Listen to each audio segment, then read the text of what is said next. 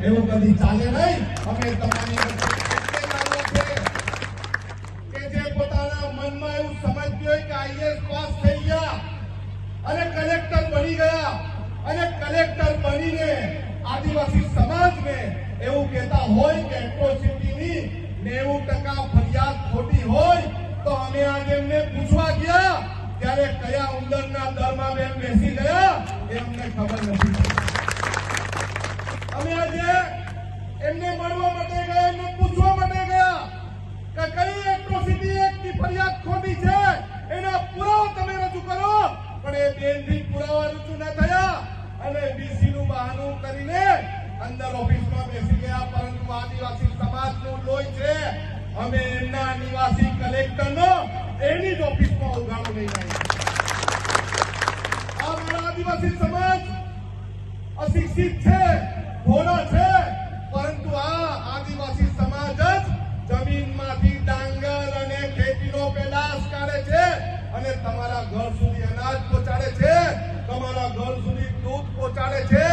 તમારી જે કલેક્ટરની ઓફિસ છે એને બનાવવામાં પણ આદિવાસી સમાજનું લોહી અને પરસેવો રેડાયેલો છે। મોટા ડેમ બનાવવામાં, મોટા રસ્તા બનાવવામાં, મોટી વિધાનસભા બનાવવામાં, મોટું સંસદની ઇમારત ચડવામાં આદિવાસી સમાજનું લોહી અને પરસેવો વેરાયેલો છે। તમે આજકાલના આવેલા અમને ગભરાવા અને ડરાવવા માંગતા હોય એ ભૂલી જજો। હવે આનંદ પટેલ તમારી જોડે છે। એક જાતિની અપમાન સહન કરવાની વાત હોય, ડરાવવાની વાત હોય, ધમકાવવાની વાત હોય, નીચા દેખાડા કરવાની વાત હોય એ આજે તમે ભૂલી જજો।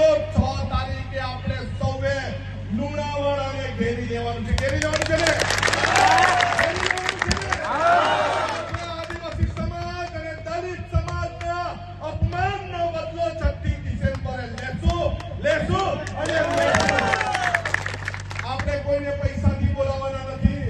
આપણે આદિવાસી સમાજના છે, ચાલીને પણ લુણાવાડા આવશું અને લુણાવાડા કલેક્ટર કચેરીનો ઘેરાવો નહીં કરવા દેતા, આખું લુણાવાડા ઘેરી લેશું ને? હાથ ઊંચી અવાજ બુલંદ કરો।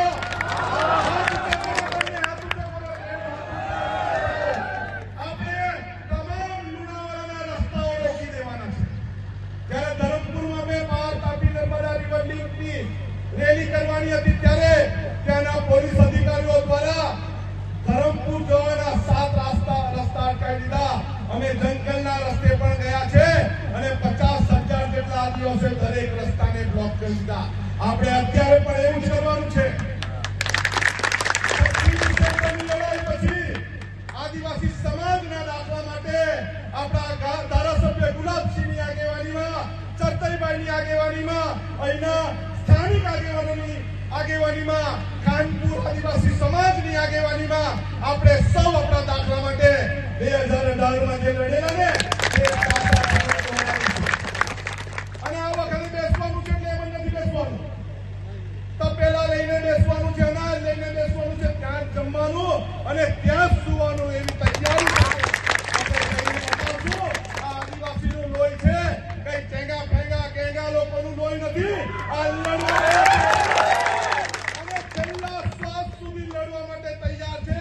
આદિવાસી સમાજનું લોહી છે, મરતે દમ તક આદિવાસી સમાજની જળ જંગલ જમીન આદિવાસી સમાજના દાખલા માટે લડવા માટે તૈયાર છે।